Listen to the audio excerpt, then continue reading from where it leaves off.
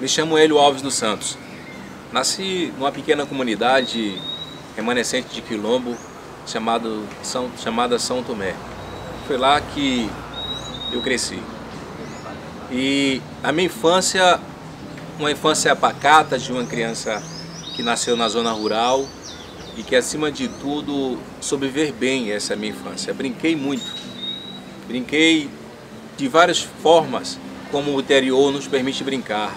Correndo de pia, tomando banho no rio, indo para as roças, subindo em cerca de arame farpado, subindo em cima dos pés de umbu, de vários tipos de outras árvores, como o pé de manga. E a minha infância foi uma infância muito rica, uma infância muito divertida, como é na zona rural. Na zona rural nós temos uma coisa que eu acho super interessante, que é a liberdade que uma infância pode ser vivida. E lá nós tínhamos essa liberdade, nós tínhamos a liberdade de sermos crianças felizes, mesmo naquela realidade de pobreza, mesmo naquela realidade de esquecimento por parte dos governos, mas ali nós éramos muito felizes, porque nós tínhamos liberdade de brincar, de sorrir, de se divertir, de construir nossos próprios brinquedos. Mas uma das coisas que marca bastante a minha vida era no período de chuva. Quando chovia, a gente fazia questão ali, só de cueca mesmo, ali tomar banho. E isso marcou bastante porque a chuva renovava as nossas esperanças, né? Nossas esperanças eram renovadas na chuva. E minha infância foi brincando de pia, brincando de correr, jogando bola e, acima de tudo, me divertindo. E eu me lembro ainda hoje quando a última vez que brinquei de bola. Me lembro o meu último gol. E a vida é feita de acontecimentos. Quando completei 10 anos, exatamente no dia 5 de julho de 1990, o Brasil estava à véspera de participar de um dos momentos mais históricos da humanidade, que era uma Copa do Mundo. Eu me lembro que quando a Argentina eliminou o Brasil, muitos brasileiros ficaram tristes e decepcionados. Mas no dia 5, eu posso dizer para você que foi o dia que mais marcou a minha vida. Acordei num domingo pela manhã, onde o clima parecia meio que chuvoso. Minha mãe, quando a gente completava 10 anos, ela pedia que aqueles que estivessem nessa faixa etária ficassem responsáveis para comprar os pães, para comprar o leite.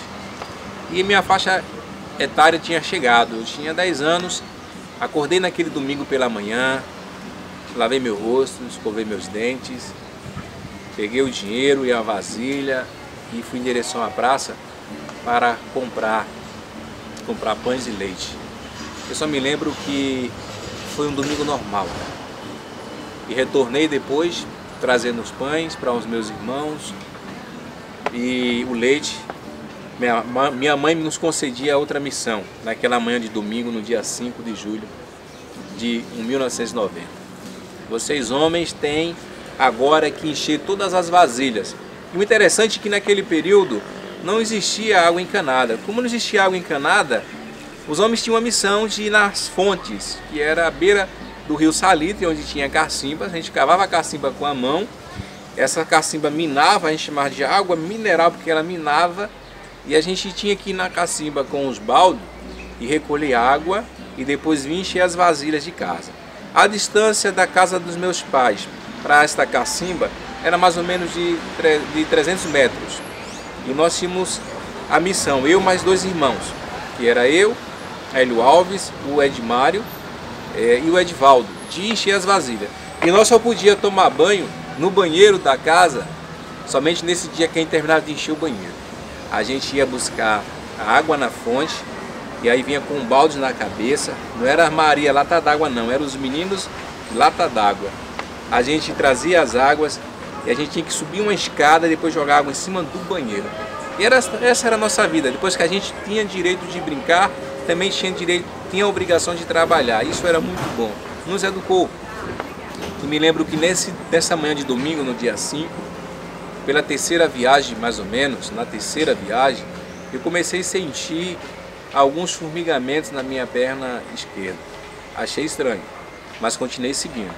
Eu me lembro como hoje que também, na quarta viagem mais ou menos, o formigamento foi subindo para o meu braço esquerdo.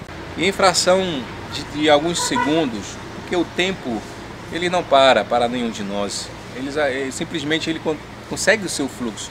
E me lembro que depois da quarta viagem eu sinto o formigamento neste braço esquerdo. E aí eu achei super estranho. Só que no interior era muito comum, eu era muito atentado, eu era muito forte. Eu tinha 10 anos e eu não achei uma briga na rua. Por quê? Porque eu trabalhava com meu irmão na borracharia e eu tirava um pneu da caminhonete com 10 anos. Eu enchia um pneu com uma bomba, juntamente com meu irmão, meu irmão dos mais velhos ali no meio, que era o Sérgio. Então eu era muito forte, então os meninos nem gostavam de brigar comigo na rua porque sabia que eu levava vantagem. Mas o interessante é que eu comecei então a sentir algo diferente na perna esquerda e no braço esquerdo. Então eu fui fazer o Maria Cambota. O que é Maria Cambota? Você joga uma mão, depois joga a outra e sai rodando. Quando eu joguei a mão direita no chão, foi legal, ela atendeu. Mas quando eu fui jogar a mão esquerda para poder o corpo ser sustentado por ela, eu percebi que ela não atendeu mais o meu comando. Aí eu caí no chão. Eu só me lembro e digo para você que quando eu caí no chão, eu tive forças para levantar. E foi a última vez que eu levantei com minhas próprias pernas. Depois que levantei, fui a um sofá do último quarto da casa da minha mãe e deitei nesse sofá. E comecei a sentir fortes dores. E essas dores tomou conta de todo o meu corpo. A minha mãe, ao perceber que eu estava gemendo com fortes dores, achava que eu estava apenas como se dizia no interior, com treita, para poder não ir trabalhar. Mas na verdade eu disse para minha mãe, eu não consigo me levantar. E digo para vocês, eu levantei a última vez, no domingo pela manhã, com minhas próprias pernas. E depois descobri que a minha vida seria feita em cima de uma cadeira de roda. Naquele exato momento, quando a minha mãe percebeu que realmente eu estava falando sério, ela se desesperou. Foi procurar soluções por diversas formas, desesperada, e me deu vários remédios, vários chás. Inclusive ela foi até a entendidos, né, que fosse capaz de dar um medicamento para poder aliviar as minhas dores e tirar-me do meu sofrimento. Mas eu digo para vocês, a minha vida e aquele acontecimento ia mudar toda a minha história. Estava eu agora em uma cama, com fortes dores e minha mãe sem saber o que fazer. Eu só me lembro que muitas visitas naquele momento, e eu dizia para minha irmã que talvez não entendia, que eu achava que eu ia morrer, porque eu não estava conseguindo movimentar minhas pernas, nem meus braços. E minha irmã, eu me lembro como hoje, chamada Cristiana, de repente ela começa a chorar. E eu fico até emocionado quando eu lembro deste momento, porque foram os momentos que marcaram a minha vida para me tornar quem eu sou hoje. Eu só me lembro que no outro dia seguinte, exatamente no dia 6 de julho de 1990, meu pai, ele trabalhava trazendo um passageiro de São Tomé para Campo Formoso em um carro chamado C10, que eu acho que hoje nem existe, hoje tem a S10, mas hoje nem fabrica mais, um carro de 1980 mais ou menos. E aí meu pai, ao chegar, ele decidiu me trazer para Campo Formoso já de tarde. Ou seja, eu caí no domingo e só pude vir ao hospital na segunda tarde. Quando eu chego no hospital, na tarde do dia seguinte, já anoitecendo, não tinha médico para me atender. Eu tive que esperar a doutora Helena, que estava em Salvador, chegar na manhã seguinte, no caso, no dia 7, na terça-feira, para poder me atender. E eu vi na manhã seguinte uma enfermeira de branco indo ao meu encontro. E depois, próximo ela, estava meus pais e minha mãe, vindo com os olhos cheios de lágrimas, meio que desesperado. E eu mais ou menos entendendo o que estava acontecendo. E disse então a doutora Helena para os meus pais que eu tinha que ser removido às pressas, ou para Juazeiro, ou se não para Salvador. Meus pais não tinham nem recursos financeiros para ir para Salvador e também não tinha ninguém que eles pudessem estar lá sendo orientado. Isso foi em 1990, se hoje ainda é difícil, então tu imagina naquele tempo onde tudo era muito escasso, onde tudo era muito complicado. Por opção, meus pais acharam melhor ir para Juazeiro, porque Juazeiro era 150 quilômetros. E se lá tinha recurso, então seria mais fácil até para meu pai se deslocar de São Tomé, que estava a 86 quilômetros de Campo Formoso, para poder depois ir para Juazeiro, ou seja, mais de 200 quilômetros. Era muito melhor do que quase 500 para Salvador. Fui removido para Juazeiro. E eu me lembro que quando eu cheguei em Juazeiro, eu fui logo atendido, fui logo medicado e de repente alguém fala, ó, o médico que atende o caso dele não está aqui. Então eu tive que esperar um médico chamado Dr. Sérgio. Se você perguntar para mim se eu ainda lembro da doutora Helena, não lembro, não sei quem é a doutora Helena, eu lembro apenas do nome dessa mulher, dessa doutora, dessa médica. Se você perguntar quem foi o doutor Sérgio, também não lembro quem foi o doutor Sérgio, só se lembro do nome do doutor Sérgio. Mas eu me lembro que eu fiquei no Acima UTI durante 15 dias, sofrendo de fortes dores e sendo medicado. E só para vocês entenderem como foi esse momento na minha vida, aos 10 anos, e foi ali que eu me deparei com algumas realidades muito doídas.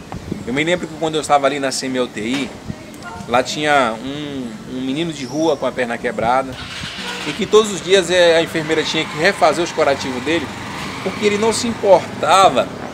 Eu não sei se esse menino ainda vive, mas se ele viver e esse vídeo for para a internet, quem sabe ele diz, não, eu lembro desse cara.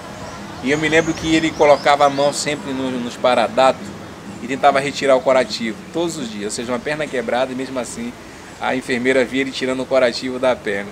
E eu ficava perguntando o que é que levava uma criatura daquela, sofrendo daquele jeito, querer tirar o curativo e sair dali desesperado. Mas também lembro de uma menina de aproximadamente 10 anos também, minha idade, e que ela era do Senhor do Bonfim, que ela sofria de problemas renais. Eu me lembro vagamente desses momentos quando eu estava ali na CIMI-UTI. E todos os dias, quando era tardezinha, meu corpo ele era invadido por fortes dores. E não tinha controle nenhum, perdi tudo, toda a sensibilidade no corpo. E para poder passar um pouco as dores, as enfermeiras ensopavam meu corpo em um lençol com álcool. E eu lembro disso, de um lençol com álcool. E minha mãe, já com 15 dias depois, desesperada, disse assim, doutor, eu não suporto mais ficar nesse hospital. E ele então disse, olha, vamos conceder alta a ele. Mas ele vai passar 3 meses com fortes dores. 3 meses sofrendo fortes dores, mas depois você vai levar ele para um fisioterapeuta, ele vai trabalhar a reabilitação dele. Eu não sei dizer a causa principal que me fez ser um tetraplégico. Eu não sei te dizer porque naquela época tudo era muito difícil, meus pais analfabetos, eles receberam o diagnóstico, porém eles perderam esses documentos. E também não fiz questão de saber a causa. Por que não fiz questão de saber a causa? Porque quando você é criança, você sentiu dor de barriga, você sabe que dor de barriga vem e depois passa. Quando você é criança, você vai correndo na rua, você machuca o dedo, arranca uma unha, aí você sabe, a unha vem, você arranca ela, depois ela vai voltar novamente.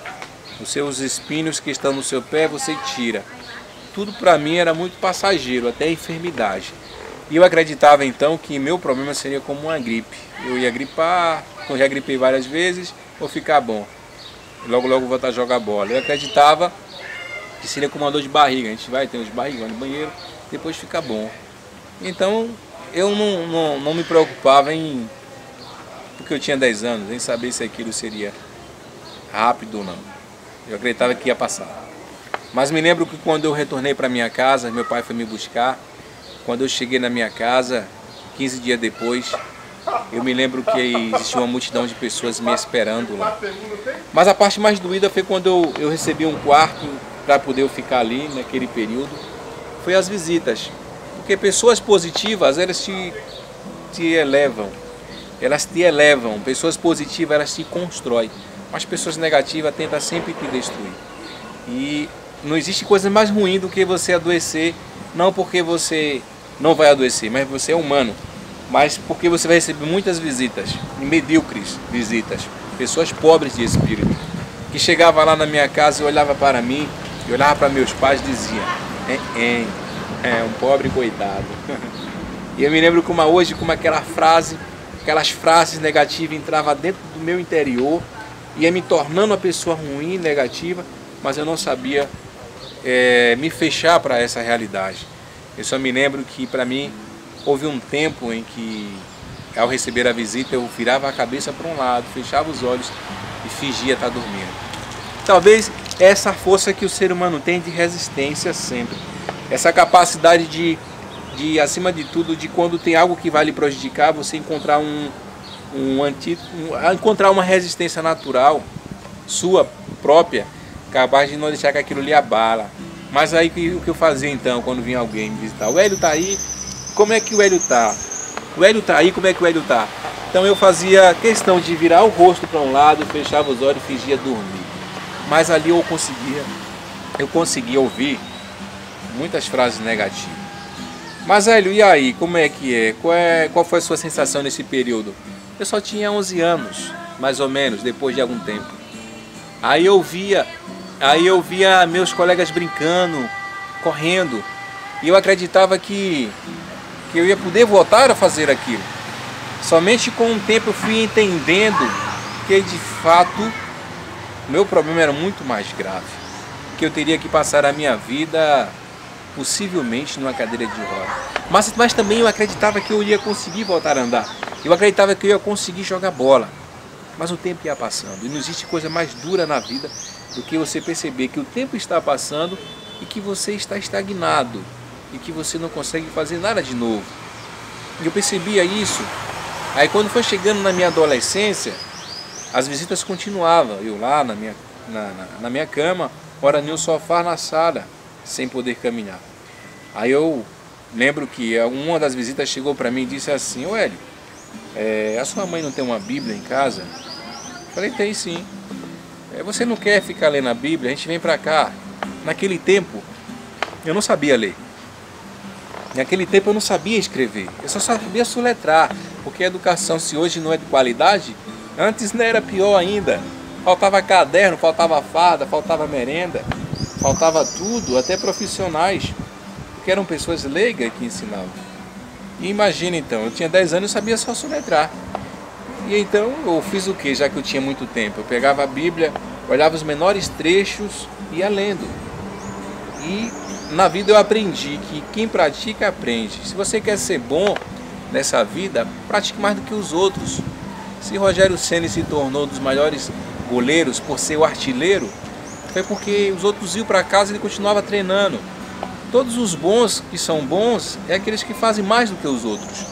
Não existe ninguém que se torne bom sem a prática. Eu aprendi a ler praticando em casa. Aí depois eu percebi que a leitura para mim era uma terapia ocupacional. Não só a leitura bíblica, mas também livros. A minha irmã morava em Salvador, aí eu me lembro que ela trouxe um saco de livros. Geografia, história, português. O que é que eu fazia então? Como eu não ia para a escola e agora eu tinha aprendido a ler na Bíblia, eu então comecei a ler livros de geografia, de história. E o interessante, gente, da mesma forma que pessoas negativas te jogam para baixo, tentam te destruir, pessoas positivas te levam para frente. Como agora eu já li a Bíblia, eu já entendia da Bíblia, eu me lembro que eu tinha um irmão recém-convertido, o Adilson, e ele estava em Campos Verdes. E lá ele conheceu a Renovação Carismática Católica, um movimento ligado à Igreja Católica. E quando ele chegou, ele me fez algumas provocações, mas ele não sabe. Ele já faleceu, mas aquelas provocações dele mexeram comigo. Porque quando ele falou uma frase para mim, aquela frase mexeu com o meu ego, no sentido de que eu precisava sair de casa, mesmo que as pessoas me olhassem com um olhar distorcido. Ele disse a seguinte frase: não adianta nada a gente conhecer a Bíblia, não adianta nada saber da Sagrada Escritura e não pregar ela aos outros. E não falar dela para os outros. Isso me incomodou pra caramba. Por que me incomodou, Hélio? Porque eu li a Bíblia em casa 2 horas, 3 horas. Eu tinha um quarto isolado que eu ficava o tempo inteiro lendo a Bíblia. Só que me incomodava porque eu sabia um pouco de Jesus, mas eu não gostava dos homens. Me incomodava porque eu sabia muito de Jesus, mas eu detestava o mundo dos homens, porque o mundo dos homens me dizia que eu era inferior, que eu era um cadeirante, um coitado, alguém que era digno de pena até. mas eu recebia a visita de jovens, e os jovens diziam sempre para mim: Hélio, quando você fala aqui pra gente, a gente fica alegre, fica feliz, tá na hora de você ir fazer uma visita lá ao grupo jovem. Eu era adolescente, só que naquele período eu estava revoltado com Deus, porque assim, quando eu olhava a Sagrada Escritura, dizia assim, ó, Jesus pegou o paralítico na maca e disse: levanta e anda. Aí eu me questionava com Jesus por que eu não podia levantar e andar. Eu me questionava com Jesus por que aquela outra pessoa pode fazer isso, pode fazer aquilo e eu não posso. Aí foi onde eu entrei numa fase de revolta, briguei com Deus. Me lembro que a minha briga com Deus era diária, mas Deus sempre vence. Porque depois é que você vai entender o que está na Sagrada Escritura, que Deus escolhe os fracos para confundir os fortes. Eu não entendia, talvez, qual seria a minha missão nesta humanidade, mesmo que fosse em cima de uma cadeira de roda. Eu não compreendia isso. Eu só fui compreender isso no dia que eu tentei pagar uma promessa. E que dia foi, Hélio, essa promessa? Foi no dia em que os jovens de tanto insistir: Hélio, você tem que ir na igreja, na sexta-feira, tem que ir no grupo jovem. Os jovens de tanto insistir, depois tu corta, né? Os jovens de tanto insistir que eu tinha que ir na igreja, eu falei: vou pagar essa promessa, eu vou lá. E me digo como hoje, numa sexta-feira, já à noite, eu estou lá em casa arrumado, de repente passa 5 jovens, amigos, e diz: Hélio, vamos para a igreja hoje, vamos. Eu me lembro que ele pegou minha cadeira de roda, empinaram, e foi, digo para vocês, o momento mais difícil da minha vida. Foi quando eu tive que atravessar quase 1 quilômetro da minha casa para chegar na igreja, porque eu tinha que atravessar uma praça inteira. Não era porque a praça era o obstáculo, não era porque as pedras eram o obstáculo, mas é porque lá tinha gente que me incomodava pra caramba. Pessoas com olhar distorcido, que me olhavam de forma inferior. Me olhavam de forma superior, na verdade. Mas eu lembro que eu fui no grupo jovem. Eu, muito tímido, fiquei ali escondido em uma porta que tem lá na igreja católica de São Tomé. Aí de repente os jovens disseram assim: ô Hélio, fala alguma coisa aí pra gente aí da palavra. Eu me lembro que eu, muito nervoso, falei sem entender, não entendi nada do que disse. Eu só lembro depois que eles deram gargalhada e deram risada. Mas eu não entendia que naquele exato momento a minha presença era muito importante na vida daqueles jovens. Eu só depois realmente recebi um baque mais forte ainda do que aquele convite de pagar uma promessa. Foi quando o jovem olhou para mim, levantou e disse assim: Hélio, você para nós, você é muito importante, você tem que vir todas as sextas-feiras no grupo jovem. Aí para mim aquilo ali foi um choque imenso, porque eu queria pagar uma promessa e depois voltar para minha casa e me esconder da sociedade. Mas aí quando aquele jovem disse que era importante estar ali, eu ouvi uma mensagem que dizia assim: saia e vá brilhar, saia e seja luz na vida de outras pessoas. Aí não teve mais jeito. Toda sexta-feira o jovem saía de casa em casa e passava na casa do Hélio, mais de 5 jovens da minha rua, ia lá me pegar na minha cadeira de roda e me levar até a igreja católica. Em pouco tempo eu me tornei a liderança dos jovens na comunidade. E eu posso dizer para você que a partir de então, me tornando uma liderança juvenil, comunitária, eu prestei muito serviço dentro da igreja para a juventude de São Tomé. Tanto no grupo jovem, depois fui para crisma, depois catequese, crisma. Ou seja, o que eu podia fazer com os jovens eu fazia. Eu me lembro como hoje que todas as vezes que eu terminava o grupo jovem e que eu saía da igreja, que eu ia lá para uma praça, nunca faltou 10 jovens rodeados, conversando, brincando. É como se, na verdade, eu levasse esperança para aqueles jovens, porque eu tinha problemas, mas os meus problemas não me abatiam, eu sorria, eu brincava, eu fazia piada, e talvez aquilo seria motivação para aqueles jovens que tinham problemas em casa. Eu sempre dei conselhos para os jovens e talvez isso fez cativar a juventude de São Tomé. Eu trabalhava com a média de 60, 80 jovens, às vezes 100 jovens, na minha comunidade. E muitos jovens hoje não foram para as drogas, outros jovens saíram da prostituição, porque eu, acima de tudo, levei para eles uma mensagem de muita esperança, de muita paz, que eles podiam brilhar. Eu tenho a felicidade hoje de lembrar de um jovem chamado Diego, em que tinha um pai drogado, que usava álcool, a mãe que usava álcool, os dois alcoólatras. E eu vi o jovem Diego junto com seus irmãos naquela realidade e perguntava o que é que esses jovens vão ser nessa realidade de que os pais não estão muito se importando com suas vidas, jogado no alcoolismo. E eu me lembro quando eu sei que esses jovens estão hoje não mais aqui, mas estão em outras cidades, mas que são capoeiristas, mas que são tecladistas, que cantam, jovens que não estão naquela realidade de droga, nem de prostituição.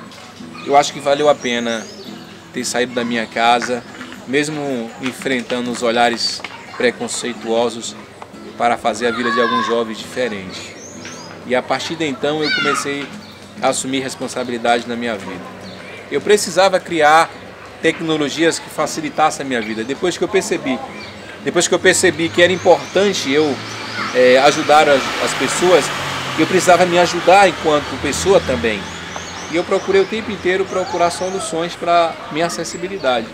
Aí eu me lembro que para facilitar a minha vida, que antes eu dependia dos jovens me pegar, me conduzir na cadeira de roda, eu com meu irmão, o Adilson, que me ajudou a sair de casa, nós tivemos a ideia de procurar um triciclo que fosse diferente, capaz de não andar só. E nós encontramos um triciclo na cidade de Umburanas, e eu adaptei todo esse triciclo e eu conseguia já me andar sozinho dentro de São Tomé. Isso para mim foi bacana, uma independência. O tempo inteiro eu procurei ter autonomia, o tempo inteiro eu procurei ter liberdade. O tempo inteiro eu procurei não depender das pessoas, não no sentido que você não depende do outro, nós só somos gentes por conviver com gentes. Se nós nos convivêssemos uns com os outros, nós não seríamos humanos. Nós seríamos qualquer outra coisa, qualquer outro animal, menos humano. Somos humanos justamente porque somos uma espécie que se relacionam, apesar das adversidades.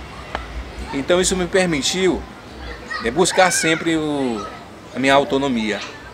Aí eu me lembro como hoje de um desafio que eu recebi. Lembra que eu falei de um desafio? E eu não gosto, eu gosto de desafios. Quando uma pessoa me desafia, ela pode ter certeza, eu vou pensar o desafio que ela está me lançando e se vale a pena eu arriscar. Você lembra que o Gilman disse que eu não podia mais deixar de vir à igreja? E por causa dessa frase, eu tinha que todos os finais de semana sair da minha casa, e que depois foi todos os dias, eu estava todos os dias na rua, todos os dias na igreja, fazendo alguma coisa pelos jovens, fazendo alguma coisa pela comunidade. Aí depois, quando eu estou lá, já um jovem de mais de 20 anos, aí eu encontro uma diretora do colégio que diz assim: ô Hélio, por que você não volta a estudar? Porque você é um modelo para os jovens e você devia voltar para a escola. Aí eu lembrei, nossa, eu saí da escola tem 10 anos já. 10 anos, voltar para a escola, em casa eu leio a Bíblia, tá ótimo. Eu leio geografia, leio história, gosto de ler alguns livros, tá ótimo. Aí diz, vou voltar depois de que série, cara? Começar do zero. Aí me lembro que ela me encontrou pela segunda vez. Hélio, já pensou em voltar para a sala de aula? Você volta aí na terceira série. Eu falei, não, muito tempo, não tem como eu voltar. Mas aí quando ela me encontrou pela terceira vez mais ou menos, ela diz, Hélio, bora fazer um acordo, você quer voltar para estudar?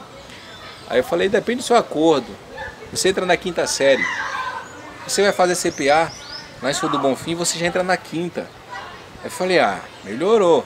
Sair da segunda para a terceira e para a quinta, melhorou. Beleza, então. Próxima semana eu começo. Você vai ter... Aí ela disse, não se preocupe não, vou fazer as rampas, tudo certinho.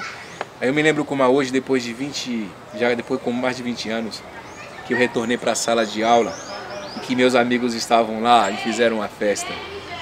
E ali foi um dia marcante porque eles viram alguém que agora era um colega dele. Além de ser o coordenador do grupo jovem, agora era um colega de sala de aula. Eu me lembro que logo me escalaram como líder da sala.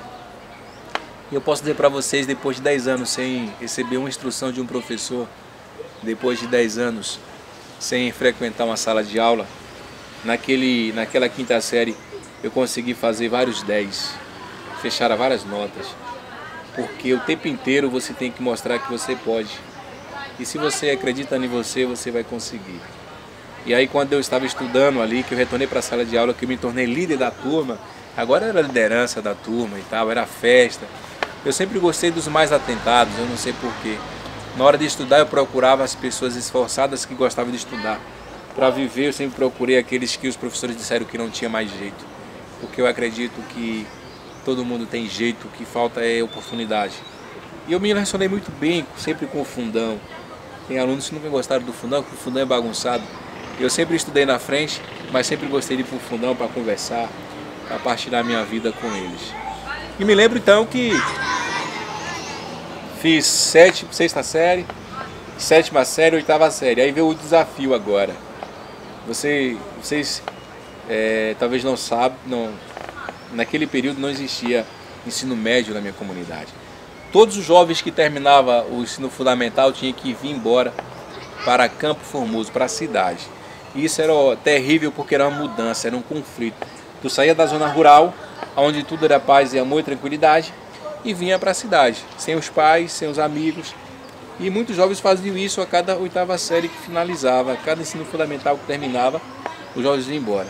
E aí ficava talvez perguntando, e o Hélio, ele vai embora? Muita gente não acreditava. Eu planejei minha vida o ano todinho para ir embora. Eu sabia que estudar para mim seria importante porque ninguém ia conceder emprego a cadeirante. Se você já é negro, já é difícil na sociedade preconceituosa. Se você é pobre, já é complicado. Na zona rural tem preconceito. Aí você é cadeirante, mais preconceito. Eu tenho 4 preconceitos que eu enfrento diariamente de forma muito tranquila, de cabeça erguida. Mas isso não podia me deixar abater. Foi aí então que eu planejei. Tudo na vida é uma questão de planejamento. Se você quer um sonho, apenas construa um mapa até alcançar o sonho que você quer. E vai depender de você. E nem tudo você tem que espalhar, nem tudo você tem que dizer. Tem que pedir orientação a Deus, aos amigos de verdade. E os amigos de verdade eu procurei. Vocês vão para Campo Formoso? Vamos. Então vamos formar aí uns 4 aí, uma galerinha de 4, queira aí. E eu vim para Campo Formoso, me lembro como hoje, com 3 colegas. Meu colega chamado Antônio, Sumidouro. Meu colega atentado, rebelde, chamado Anselmo. E meu outro colega chamado Jatos, filho da minha madrinha. Só que pouca gente acreditava que eu viria embora. Eu preparei a coordenação do grupo de oração, que eu era coordenador na época, a Luzinete. Fui preparando a liderança dos grupos jovens. Depois que eu preparei a liderança, eles não entendiam que iriam me substituir. Quando chegou no final do ano, chamei cada um e disse, tô indo para Campo Formoso estudar. Você agora vai assumir esse grupo. Estou indo para Campo Formoso, você vai assumir esse outro grupo. Beleza? Aí diz, não, Ed, tudo bem, a gente vai tocar o bar. Aí quando eu falei com meus pais, aí alguns irmãos meus ligaram e disseram, o Hélio não pode ir embora não. Por achar que na minha cadeira de roda eu ia ter muita dificuldade no mundo. Mas eu pergunto para você, quem é que não tem dificuldade no mundo? Quem é que não passa dificuldades nessa existência? A questão é como é que você vai enfrentar os obstáculos. A questão é como você vai interpretar a tua dificuldade. Tem gente que acha simples levantar da cama e pegar um copo com água, de forma automática isso acontece. Mas eu preciso planejar como é que eu pego um copo de água à noite. É uma questão de estratégia. E na vida é isso. Eu sabia que ia enfrentar dificuldade, mas eu tinha que vencer. Porque ia depender muito mais de mim do que dos outros. Vim para Campo Formoso. Quando eu cheguei em Campo Formoso com os meus colegas, eu me lembro como hoje, a média era 7. Aí eu dizia assim para o meu colega, nós combinamos, eu e o Anselmo. Anselmo, se nós queremos alguma coisa ou passar em um concurso, nós temos que fazer uma média superior a... Não, era 5 a média. Temos que fazer uma média superior a 7, porque ele disse que aqui ninguém consegue passar a noite no vestibular. Ele disse, realmente, e o Anselmo era muito esforçado. Quanto mais o Anselmo se esforçava para tirar nota, eu me esforçava para tirar nota, porque a gente queria estar sempre entre os melhores ali. Não porque nós queríamos ser superior aos outros, mas porque eu sabia que para vencer nessa vida, tem que se esforçar mais. Se não se esforçar mais, não vamos conseguir ser nada além dos médios. E depois que eu terminei o ensino médio, no Polivalente, eu fui fazer 3 concursos, um na prefeitura, outro na Câmara de Campo Formoso e um no Senhor do Bonfim. E eu tive a gratidão de passar nesses 3 concursos e depois escolher trabalhar na Câmara de Vereadores. Já não dependia mais de dar banca para poder me manter. Eu tinha agora um trabalho conquistado com duro suor, com meu esforço. E também aqui continuei coordenando o grupo jovem. Mas eu precisava então de transporte acessível. Foi aí que eu comecei a bolar cada vez mais a ideia de fazer transportes que eu era capaz de movimentar sozinho. Aí eu comecei então a tentar projetar um triciclo motorizado.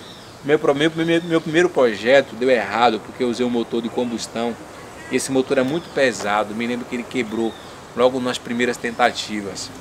Aí de repente eu consegui formar um triciclo elétrico com um sistema de motor alemão, mas que aí esse triciclo me permitia agora andar sozinho, sem depender de mais ninguém.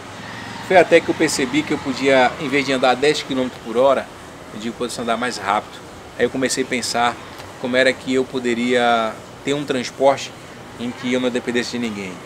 Pesquisei um ano, encontrei várias ideias pelo mundo, porque você não precisa construir o que tem pronto, isso é bobagem. Você precisa apenas captar o conhecimento de outras pessoas e trazer para a tua realidade. Eu aprendi uma coisa nessa vida, que é um dos piores sentimentos que você pode ter para com alguém, é o sentimento de dó e de pena. O ser humano não é digno de dó nem de pena. Você tem que olhar o ser humano sempre como uma pessoa que tem potencial. Ele pode estar sofrendo limitações, ele pode estar sofrendo restrições, mas ele não é uma pessoa em que você tem que olhar sempre como um coitado. Seja qual for a situação dele, você tem que olhar ele sempre como alguém que pode levantar a cabeça e recomeçar.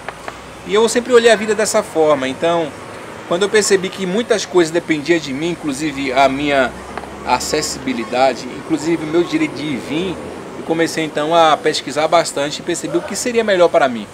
Foi aí que eu tive a ideia, depois de ganhar um presente, uma cadeira de roda elétrica, um presente de R$8.300, me lembro como hoje, da minha amiga Edilene, uma pessoa que eu tenho no coração.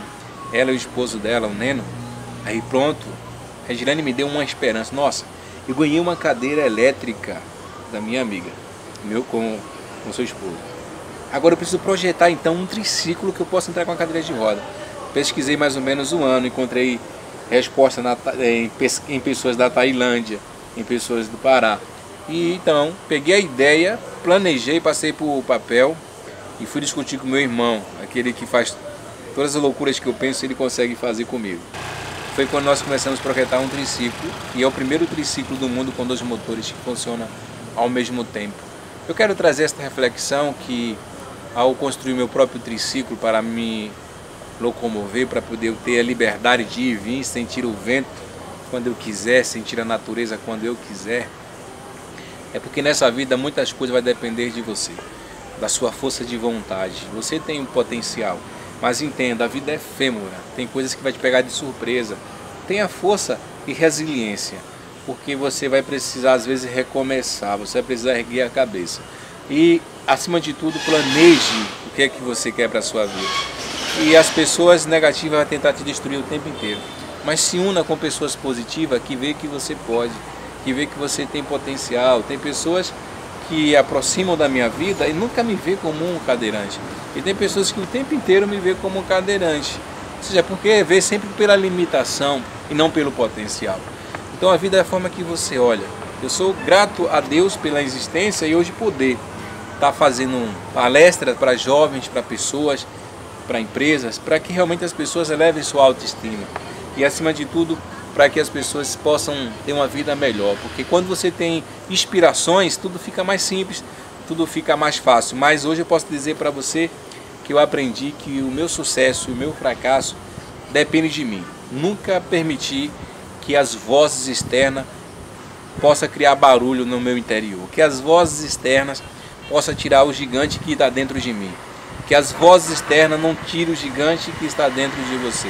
Porque você nasceu para vencer e você pode, porque você é forte, porque você nasceu acima de tudo com a essência da existência humana, que já superou tantos desafios e está aqui hoje. Então é importante nessa vida, acima de tudo, trazer reflexão. Somos uma história. Posso dizer para você que o que não está pronto nós podemos construir. As oportunidades a gente cria e abraça. E aquilo que nós podemos fazer para melhorar a vida da gente e dos outros, devemos fazer. Grato pela oportunidade, espero que vocês possam aprender um pouquinho aqui com a história de superação e com a arte de superar desafios de Hélio Alves. Muito obrigado.